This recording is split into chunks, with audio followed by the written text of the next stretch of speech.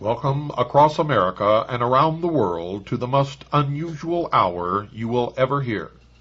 This is the only hour that ever was or ever will be.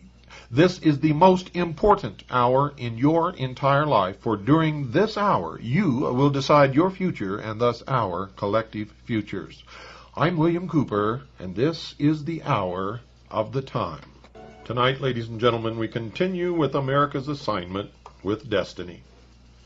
You remember we talked about the history of the religion and the mystery school of the ancient Aztecs, the Mayas, and the other American Indians of the old Americas before Europeans supposedly set foot upon these shores.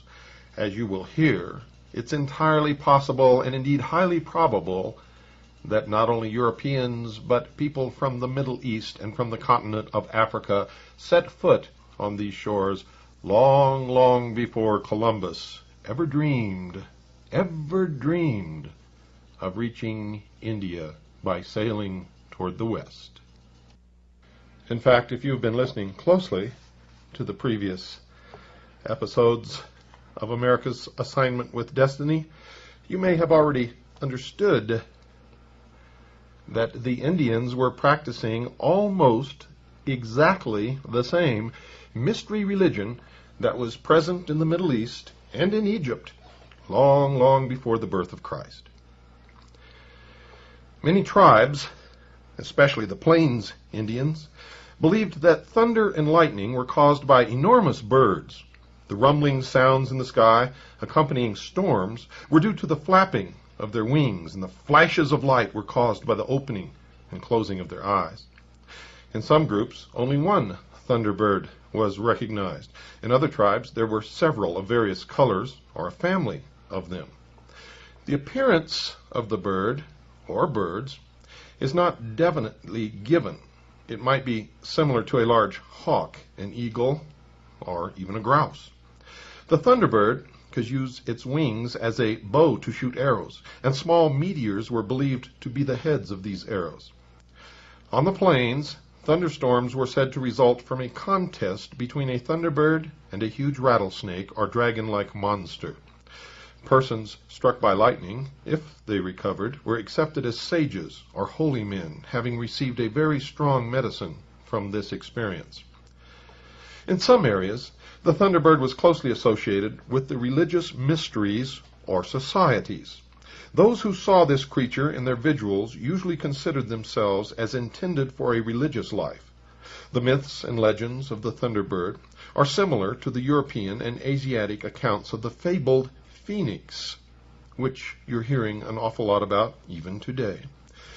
The phoenix nested in flames and symbolized initiation and adeptship, and today it symbolizes the New World Order rising from the ashes of the old. Death and rebirth, resurrection, reincarnation, all of these are the symbols, are symbolized by the phoenix. Early drawings of the Great Seal of the United States indicate that the bird represented thereon was a phoenix, rather than the eagle that you see today.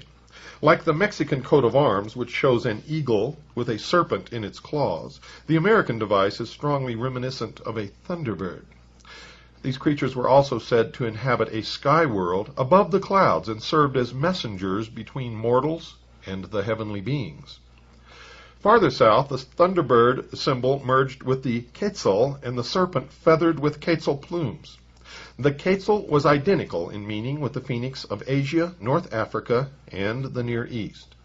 The feathered serpent symbolism can be traced back to the hooded nagas, or serpent gods of India, and to the winged serpents which occur in the writings and sculpturings of the ancient Egyptians.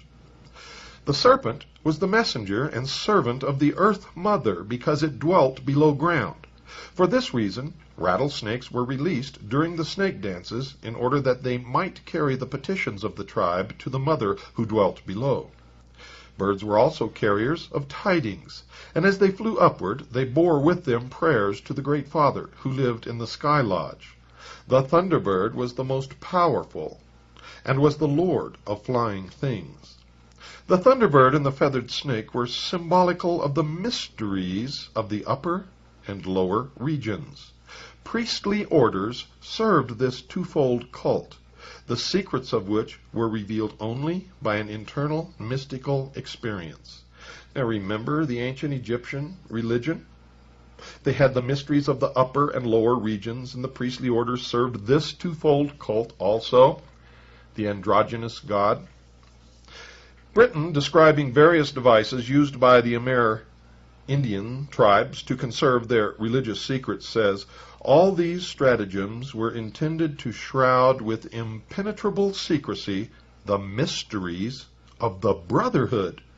With the same motive, the priests formed societies of different grades of illumination, only to be entered by those willing to undergo trying ordeals, whose secrets were not to be revealed under the severest penalties.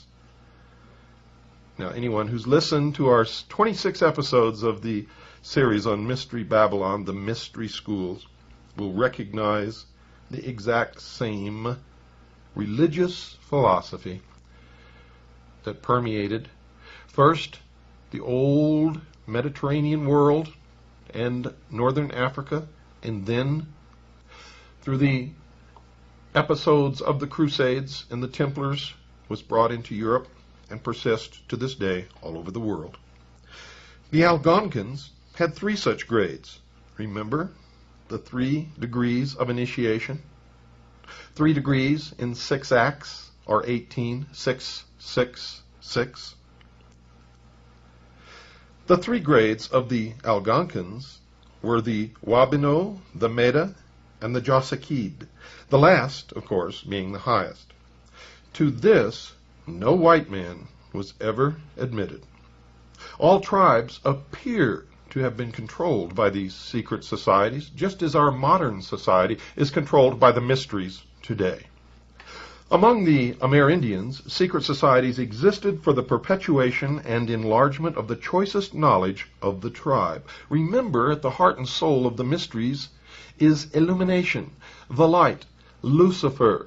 Lucifer, of course, is represented by the sun, which is the wisdom of the world. It represents the intellect. Remember the Garden of Eden, the story? That Lucifer, through his agent Satan, enticed Eve and thus man to eat of the fruit of the tree of knowledge, and told them that they would not surely die, and that they would be as gods. Well, this is the promise. And with that gift of intellect that man received from Satan, indirectly from Lucifer, man himself will become God. This is the heart and soul of the mystery schools. There were war associations, healing cults, and fraternities concerned with the religious mysteries, the keeping of records, and the dramatization of myths. There were ethical societies, orders of mirth makers, fire walkers, and hunters presided over by elders who had distinguishing regalia. Women frequently became leaders of these groups.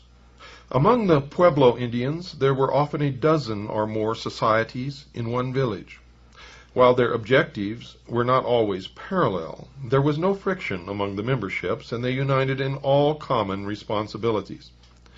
The Indian was always a tolerant man on the subject of spiritual convictions. He never inquired as to the faith of his guest, but expected that every true believer would conduct himself in an honorable way.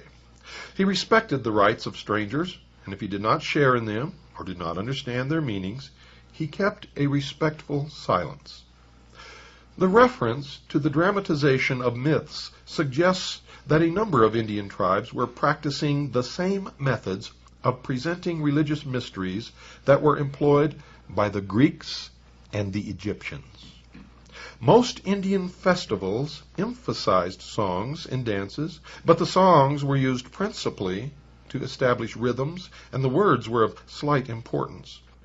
Chants were a vital element in most healing ceremonies. Either the Western Hemisphere received a vital religious stimulus from early voyagers and travelers from distant parts, or else the Indian himself, by mystical experiences, shared a common inspiration with the priestly castes of other nations. The psychologist would probably assume that the esoteric tradition originated in the spiritual needs of the human being, regardless of his race or place of habitation. But that does not fit any test of common sense. In fact, it's ludicrous. The search for reality gradually brought into being specialized groups of intensive truth seekers, and these groups produced their own leaders, and such wise men and women were acknowledged as divinely inspired, received spontaneous admiration and devotion, were obeyed for their superior endowments, and gradually became a priestly caste. As civilization enlarged the temporal state of the tribe, the religious societies grew to become powerful institutions, as in Central America. While the tribes remained nomadic, the medicine men were less resplendent and impressive, but their functions were no less insignificant. These holy persons seldom took part in war, and frequently were distinguished by a costume combining elements of male and female attire. And remember, the god is an androgynous god, bipolar, male, female, positive, negative, bad, good, divine, and evil, all within the same. And this is the truth, this is the reality in all of the mysteries. This practice of wearing male and female attire has been common throughout the religious world and has influenced the dress of pagan priests and Christian clergy alike. For example, the Catholic priest, the Catholic bishop. The androgynous human being, in whom there is a spiritual union of male and female attributes, has been widely accepted as personifying a superior type capable of a greater understanding of the father wisdom and mother love potencies of divinity. Such symbolism, ladies and gentlemen, existed in all of the great esoteric orders of the past. While ethnologists may be reluctant to admit that the Indians had any formal concept of an esoteric religion, examination into the secret beliefs of the priests of the various tribes shows that they were verging toward the adept tradition, even if it had not matured among them. The Midewiwin, our great medicine society of the Ojibways, initiated both men and women into the secrets of the art of healing and the control of the vital current coursing through the nerve centers of the human body. The society of the Medes, or shamans, had birch bark rolls which depicted the arrangements of the lodges and included many strange pictographs. Of these, W.J. Hoffman writes, quote, "To persons acquainted with secret societies, a good comparison for the Midewiwin charts would be what is called a trestle board of the Masonic order, which is printed and published and publicly exposed without exhibiting any secrets of the order. Yet it is not only significant, but useful to the esoteric in assistance to their memory as to the details of the ceremony." Unquote. The secrets of the Midewiwin were originally communicated to mankind by an initiate priest, Manabozho, or Great Rabbit, who was a servant of the Good Spirit. The cross was an important symbol in the Midewiwin rites, and it is interesting that the Medes steadfastly refused to give up their religion and be converted to Christianity. The controversy as to the possible Masonic significance of the Midewiwin rites may be noted, but has slight bearing upon the essential facts. Although the birch bark rolls have bestowed prominence upon the activities of this society, other tribes practiced equally significant rituals and ceremonies. Candidates advanced through 4 degrees, traveling toward the east. And where have you heard that before, steady listeners? And the lodge rooms were enclosures open to the sky and connecting with each other through doors and passageways so that they could look upon the celestial sphere. The neophyte was tested and subjected to trials and hazards, and also was presented with a sequence of visual arrangements of symbols and other esoteric paraphernalia. The purpose of the Great Medicine Society was to enlighten the human mind and soul and to bind the initiates to the service of their people. It included a method for stimulating extrasensory perceptions and a personal investigation into the secrets of nature. In 1919, Arthur C. Parker was invited into a secret lodge of the Senecas to witness their ceremonies.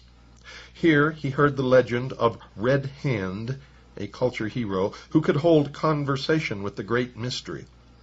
From the Great Mystery he learned to love all the creatures of the earth, and he spoke the language of the birds and animals.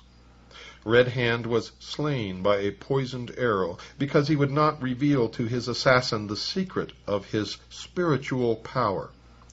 The animals, discovering by the power of scent that their brother friend had been killed, gathered in council about his body to find a means of bringing him back to life. Each of the creatures gave part of himself to restore Red Hand to the living.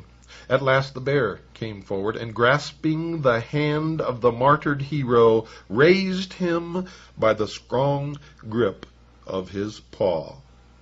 Those acquainted with the ritual of the 3rd degree of the Blue Lodge of Freemasonry will realize that this story must have originated among the rituals of the esoteric schools, because it is the exact same ceremony of the raising of the Master Mason at the end of the initiation of the 3rd degree by the grip of the lion's paw.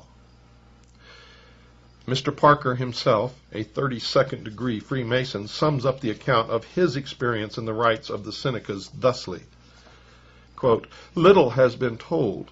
The door has only been held ajar the slightest space, and no secrets have been revealed. There were feather wands and deerskins, but no purple robes or crowns. Yet who shall say that the Senecas have not the thread of the legend of Osiris, or that they have not an inherent Freemasonry?" Unquote. And indeed, who can say? In the area centering in what is now New York State and extending north and south a considerable distance, the 5, later 6 nations comprising the Iroquois League attained a high state of social and political integrity. The 2 great leaders of these Amerinds were Daganoweda and Hiawatha.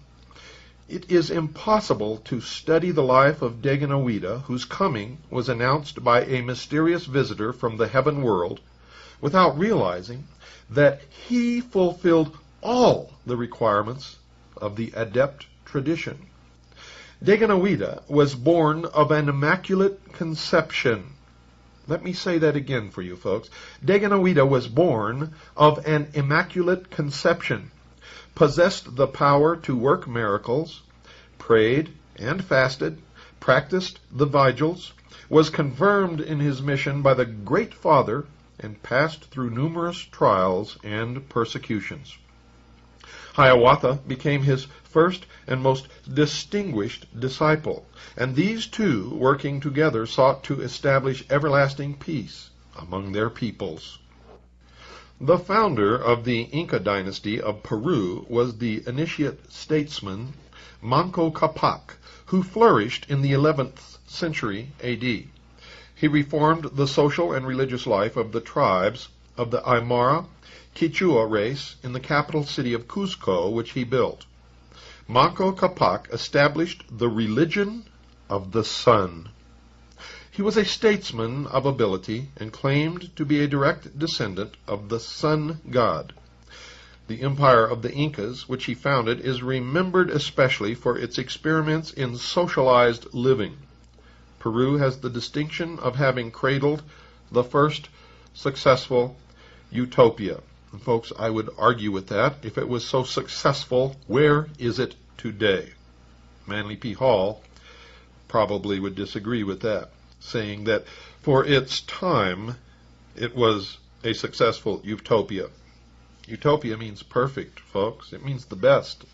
It means the fulfillment of all the ideals, and could never pass away if it was, in fact, a successful utopia.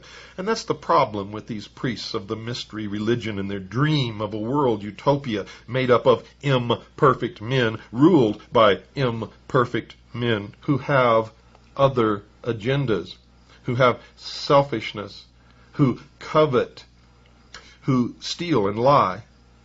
We all struggle with those things every day. Anyone who stands before me and tells me that they do not struggle with these imperfections of man and with the temptations of the material world and of the flesh, then I see before me a liar. Manco Capac emerges as one of the world's outstanding social reformers, with a vision thousands of years ahead of his time. He is said to have brought with him to Peru a divine bird in a sacred wicker hamper. This golden falcon is a form of the phoenix and testifies to the presence of the adept doctrine. Manco Capac combines in his own person the offices of priest and king, like the Melchizedeks of Christian mysticism. Christian mysticism? Oh yes, ladies and gentlemen, you didn't know this, but Christianity started out as a secret society, and later was even named the Friendly Open Secret Society. It wasn't open at all, and it had degrees of initiation which exist in the priesthood even today. Although some historians may be a trifle impulsive when they suggest that Manco Capac was a Buddhist priest, there can be no doubt that the Peruvian culture was heavily influenced by symbols, rituals, and philosophical elements usually associated with the trans-Himalayan area of Central Asia. Now, if Manco Capac was not a Buddhist priest from the Far East, how did he bring these teachings to the Indian people, who had never seen or heard of him before and knew not from whence he came?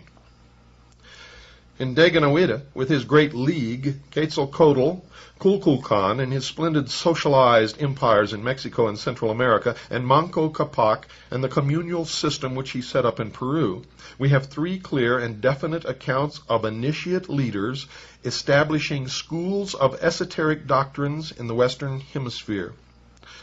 From a consideration of their attainments and the systems which they inaugurated, we can come to but one conclusion, ladies and gentlemen. The mystery schools of antiquity were represented in the Americas by institutions identical in principle and in purpose with those of Asia and the Mediterranean countries. How could this be? How indeed? Is it true that at one time, according to the theory of plate tectonics, that all of the continents were together in one, and that there was free interchange and activity conducted between all of the peoples of the earth?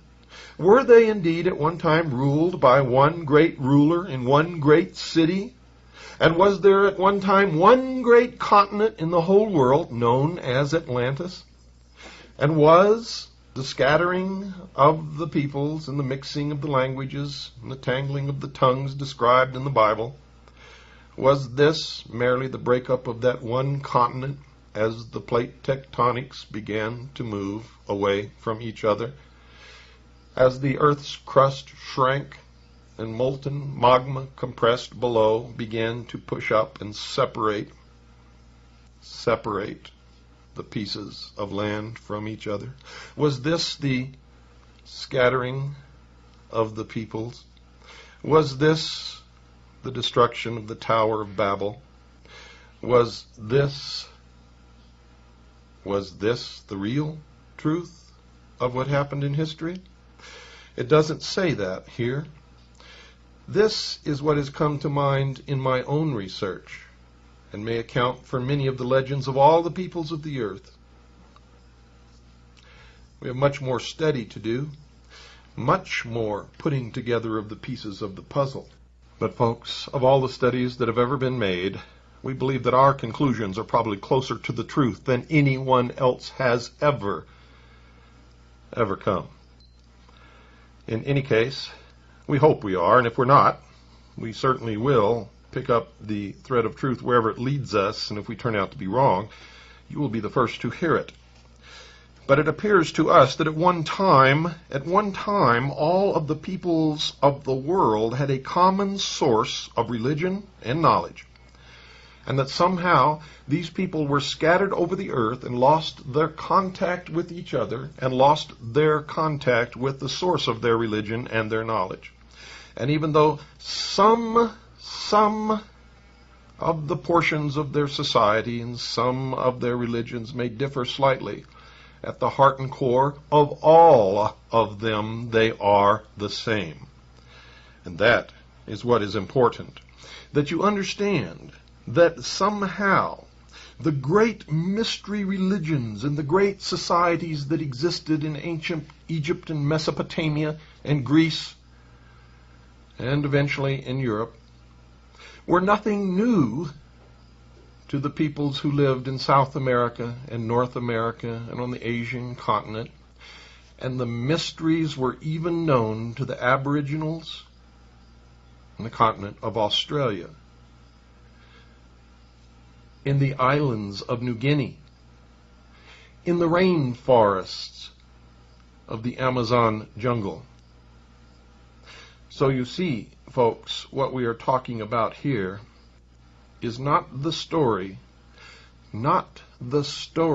of one sacrificed king, but the story existed amongst all peoples in all areas of all the islands and continents and lands of the world.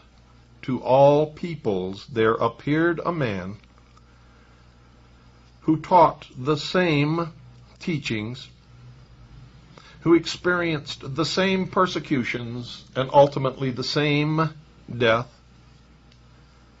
the sacrificed king, that we in the Western world have always known as Jesus Christ. Was it the same man who appeared to all peoples? Or were they different men sent by God who appeared to all peoples?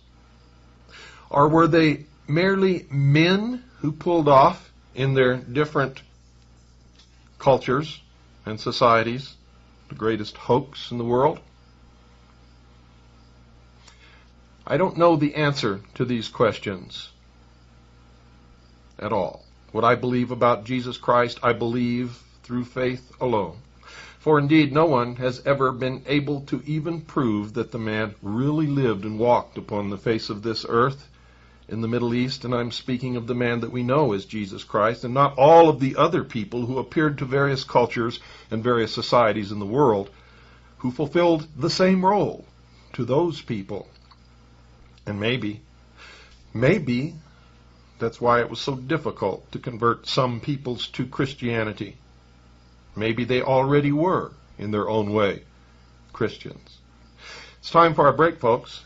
Don't go away. I'll be right back after this very short pause. Folks, I hope you're enjoying tonight's program. This will be the 27th broadcast in the series on the mystery religions, the mystery schools, the ancient mystery religions of Babylon. Now, I don't know if you've made the connection yet, and if you've just started listening to this program, then I would not even expect you to understand what all this means. But for those of you who have been with us for a long, long time and have listened to that series on the mystery religions from the beginning, I certainly expect you to understand the connection between what you are hearing and what is happening in the world today. And if you understand that connection, and you understand that this signifies tremendous change, which is going to appear and confront us in the immediate future, then you understand that you must take steps now to protect what you have, what you've earned, what you've sweated and worked for all your life. You must take steps now to protect those assets. I want you to call our sponsors, the people who pay for the airtime on this show, the hour of the time. Call them now, 1-800-289-2646. Call Swiss America Trading and talk to the experts. 1-800-289-2646. For the first 200 callers, you'll receive Harry Figge's report entitled Tackle the Debt. Call now, 1-800-289-2646. That's 1-800-289-2646. While you're at it, mention my name, William Cooper. Tell them that you listen regularly to the hour of the time, and you'll receive a free newsletter entitled Protecting Your Future. Call now, 1-800-289-2646. You have a responsibility to yourself and to your family to at least investigate the possibilities. Call now, 1-800-289-2646. By protecting your future, ladies and gentlemen, you're also protecting the future of this radio program, The Hour of the Time, and, of course, freedom for the world. Call now, 1-800-289-2646. That's 1-800-289-2646. And you'll be glad that you did. Prevailing historical accounts which deal with the discovery and colonization of the Western Hemisphere must someday be completely revised. Modern scholars have accepted without proper reflection a fabrication of lies, fashioned to deceive and to prevent the recognition of facts which are detrimental, even dangerous to the ulterior motives of very, very powerful interests. Time, ladies and gentlemen, will reveal that the continent now known as America was actually discovered and to a considerable degree explored more than 1,000 years before the beginning of the Christian era. The true story was in the keeping of the mystery schools and passed from them to the secret societies of the medieval world. The esoteric orders of Europe, Asia, and the Near East were in at least irregular communication with the priesthoods of the more advanced Amerindian nations.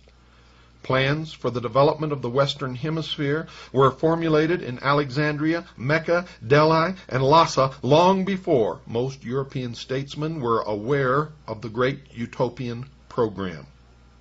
For reference to that, see The Mystery of Columbus by Jennings C. Wise.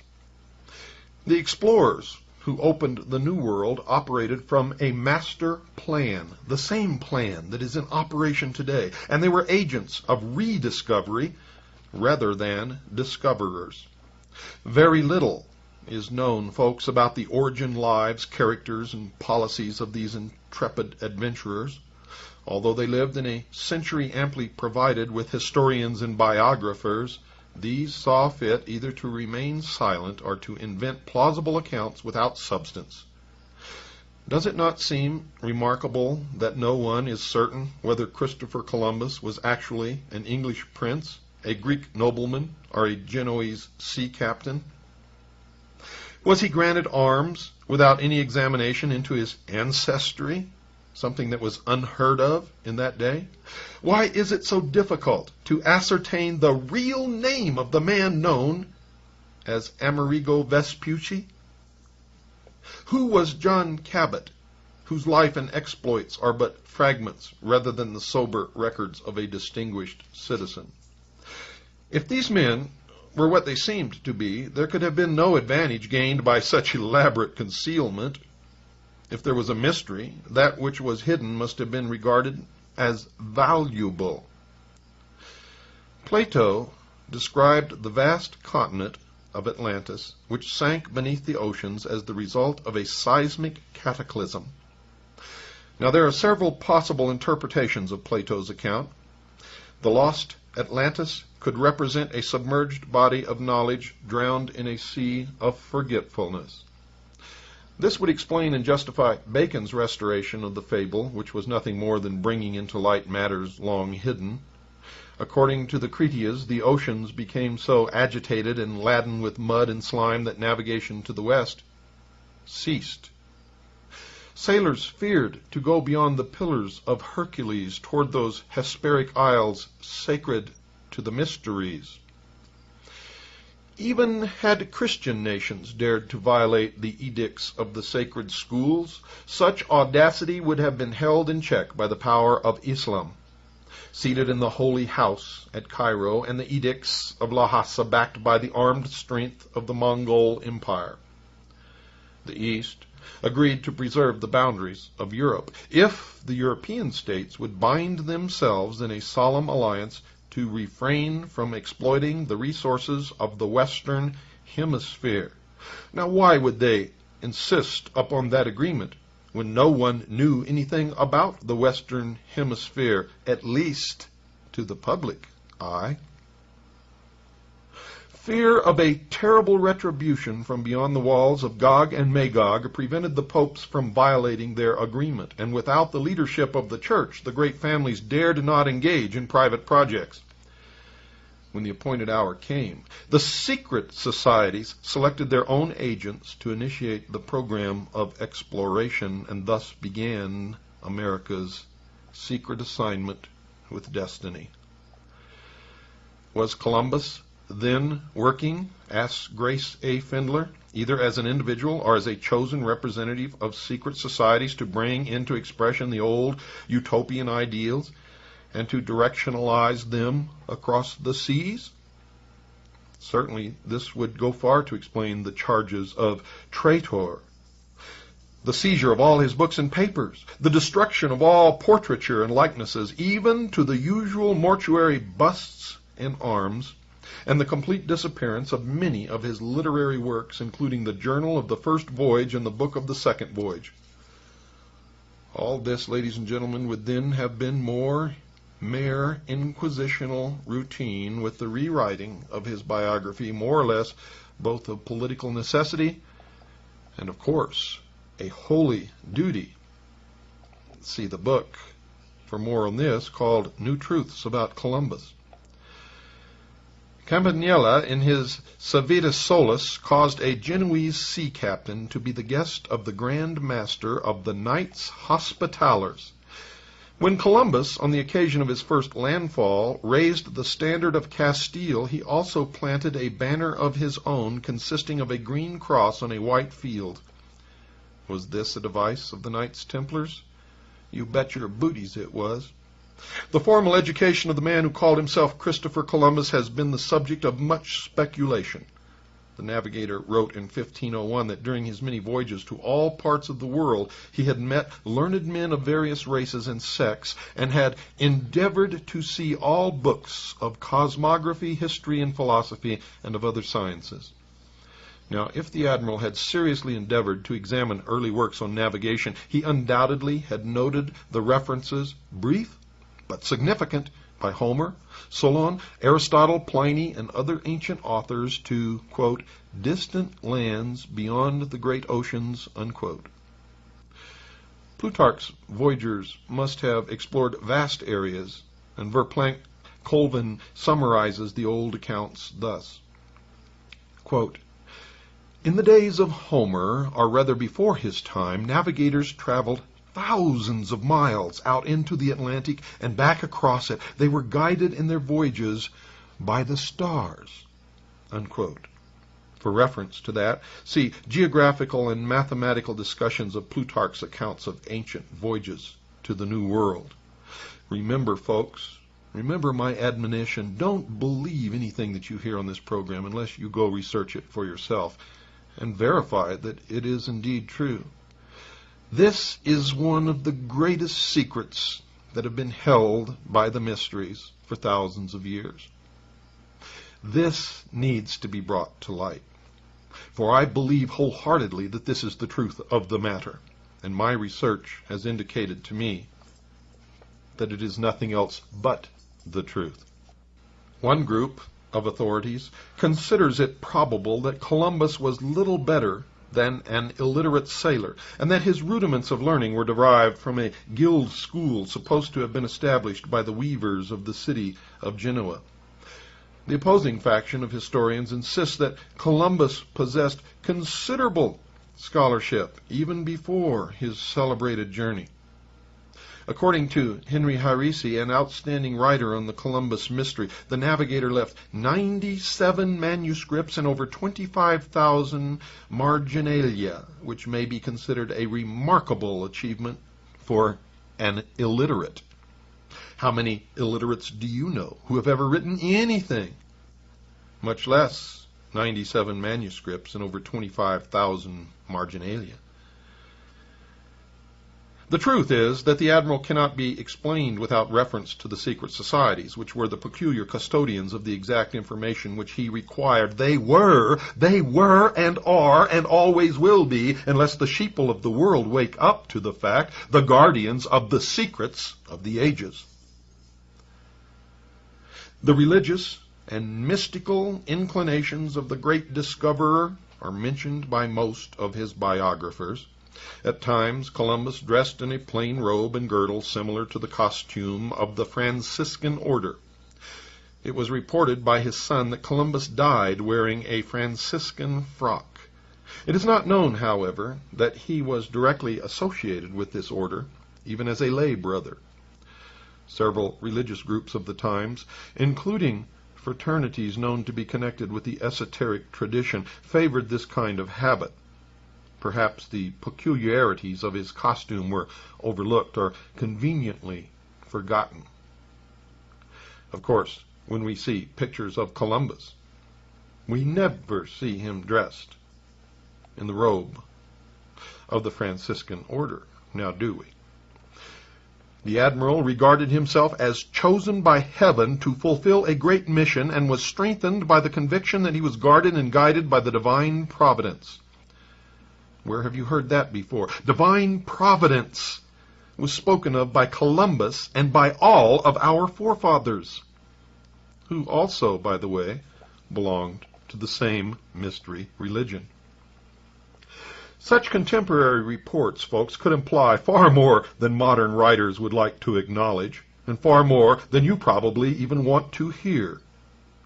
In these troublous times, it was customary for the members of secret societies to conceal the true source of their instructions by some general statement about heavenly guidance. The mystical instincts of the admiral, his belief in miracles, prophecies, and the doctrine of preordination have been advanced by some critics as proofs of his mental instability, a la David Koresh. Referring to what he calls the colossal mystical self-confidence of Columbus, John Bartlett Brebner writes that it was so integral a part of the navigator that he could believe on one occasion in his voyaging that God had led him to the new heaven and new earth of revelation, and in his darkest hour he knew that God spoke to him in encouragement. On his third voyage, the navigator believed that he heard the voice of God speaking words of strength and comfort. On his fourth voyage, when great emergencies threatened the entire enterprise, the admiral fell into a trance, and a voice spoke to him and said, quote, "O fool, and slow to believe and to serve thy God, the God of all, what did he do more for Moses or for David, his servant, than he has done for thee?" Unquote. For reference to that, see the book called The Explorers of North America. Columbus, folks, may have been a disciple or student of the illuminated Raymond Lully. There is a persistent rumor to this effect. He was also involved with the group perpetuating the political convictions of Dante. The following tribute to the Italian poet is indicative and stimulating. Quote, "Dante himself was a member of the Albigensian Church, and it is said for a number of years officiated as pastor of that powerful organization in various European cities. He was a friend of Roger Bacon and an associate and advisor of powerful leaders in the ancient order of the Temple, which was at the date of his death, while apparently at the summit of its power, actually nearing its own disastrous end. Dante is said to have been an initiate of the esoteric doctrines of the Templars. Columbus made use of ciphers and cryptic allegorical expressions and figures of speech. While such ciphers are known to exist in his manuscripts, no systematic effort to decode them has come to public attention. Cecil Jane conjectured that Columbus in his cryptic signatures made use of something resembling a Baconian cipher intended to convey information which could not be directly communicated and to supply the clue to a secret otherwise carefully concealed. See the book entitled Contemporary Historical Review, Volume 1, 37.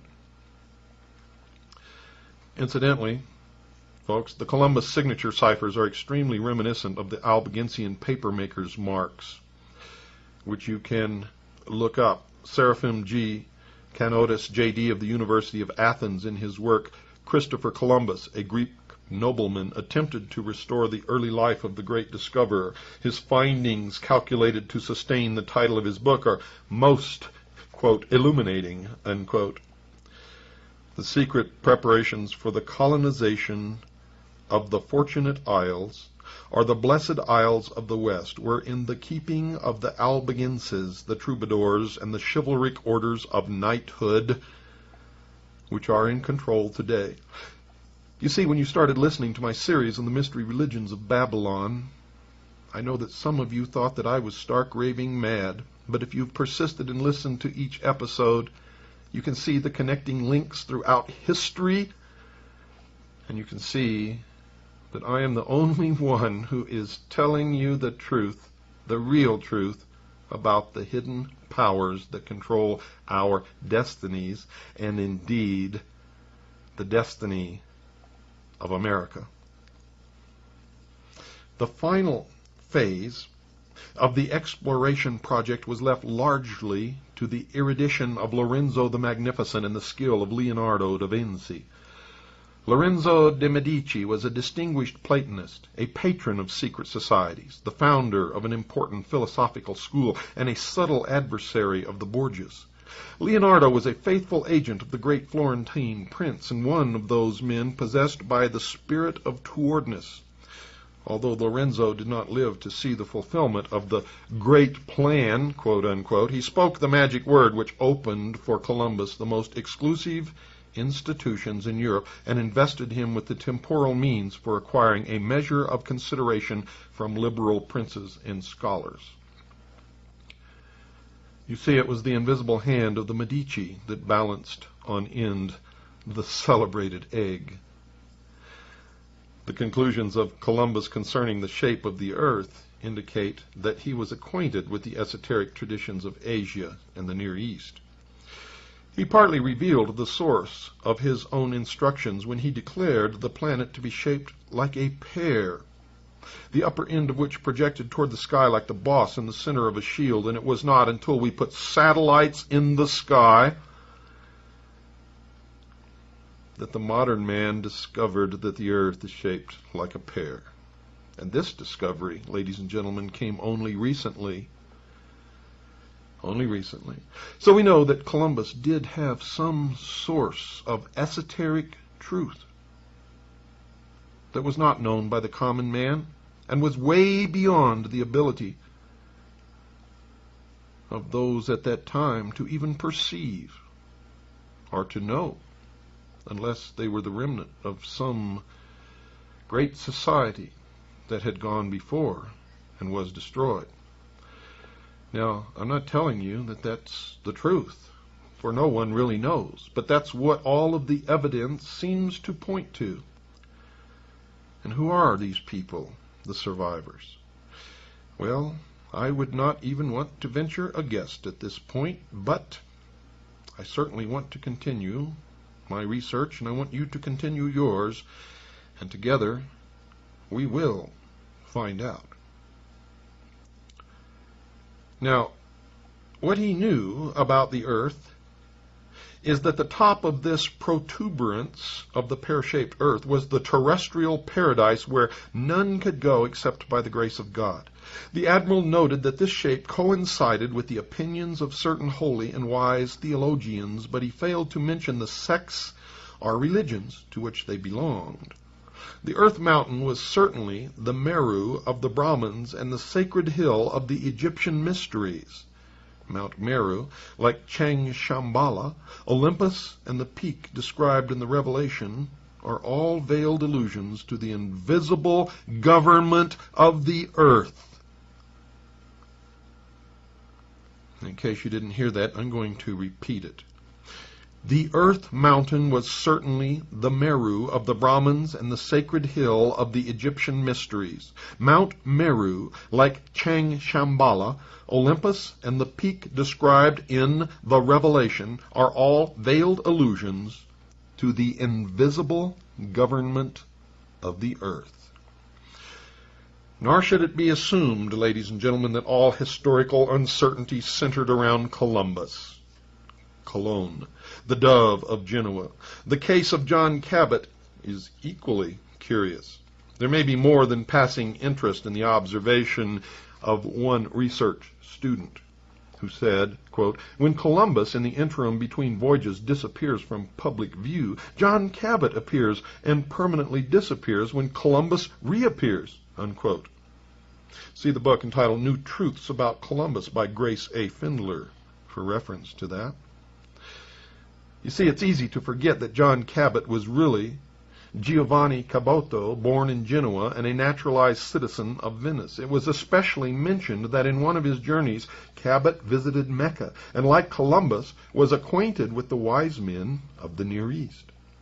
It has even been suggested that he had contacted the religious and political convictions of the secret Christian sect of the Johannites, which played so large a part in the esoteric doctrines of the Templars.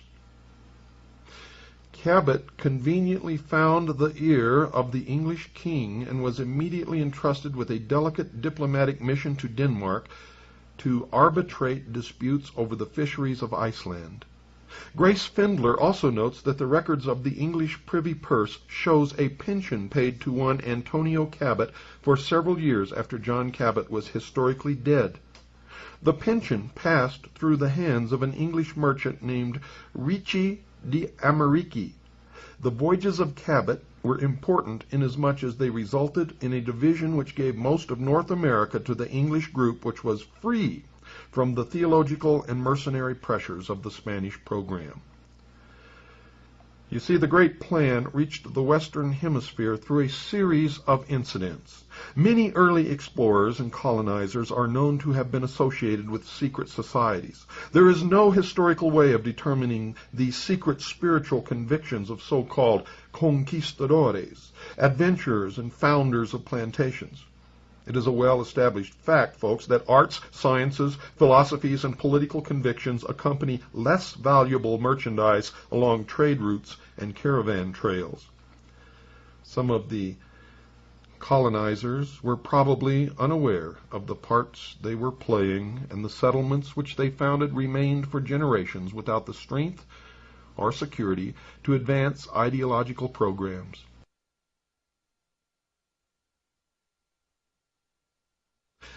The work then, as always, was in the hands and keeping of a very few initiated leaders. They were responsible for the results, and they built slowly and wisely, thinking not of their own days or of their own reputation, but of the future in which the, quote, great plan, unquote, would be fulfilled. You all of you out there listening, all around the world, have such unlimited potential. If only your own personal handsome prince or princess could deliver to your lips that magic kiss that would wake you from your profound sleep. Good night, and God bless you all.